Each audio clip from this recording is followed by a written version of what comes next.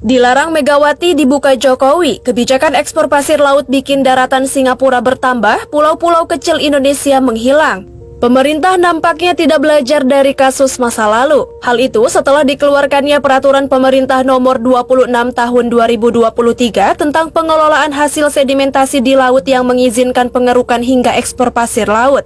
Dibukanya keran ekspor ini membuat pulau-pulau terluar Indonesia terancam. Pulau Nipah dan Sebatik contohnya. Akibat kebijakan ekspor pasir laut 20 tahun lalu, dua pulau tersebut sempat hilang karena pasir yang ada dikeruk untuk dijual. Pulau Nipah yang berada di Kecamatan Belakang Padang, Kota Batam merupakan bagian dari gugusan pulau yang berada bagian terluar negara Kesatuan Republik Indonesia yang berbatasan di sebelah utara dengan Singapura. Pulau yang tidak berpenghuni ini saat ini sudah hampir tenggelam. Dari luas areal seluas 60 hektar saat air surut, kini hanya tinggal seonggok tanah tersisa tidak lebih dari 90 kali 50 meter saat air pasang.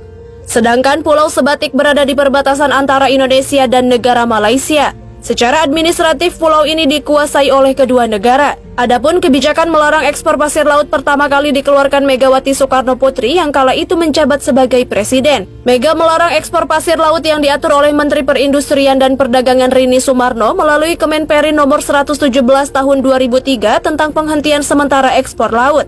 Ekspor pasir laut dihentikan demi mencegah kerusakan lingkungan yang lebih luas, yakni tenggelamnya pulau kecil. Meski demikian, sifat pelarangan saat itu bersifat sementara sampai ditinjau kembali setelah tersusunnya program pencegahan kerusakan terhadap pesisir dan pulau kecil. Adapun pelarangan ekspor laut kembali dipertegas di tahun 2007 kala Presiden Susilo Bambang Yudhoyono menjabat melalui Freddy Numberi yang saat itu menjabat sebagai Menteri Kelautan.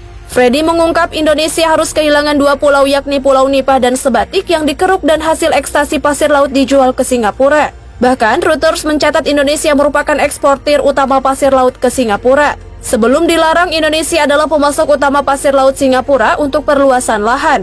Dengan pengiriman rata-rata lebih dari 53 juta ton per tahun antara 1997 hingga 2002. Senada dengan Reuters, Perserikatan Bangsa-Bangsa atau PBB pada 2019 melaporkan Singapura adalah importir pasir laut terbesar di dunia.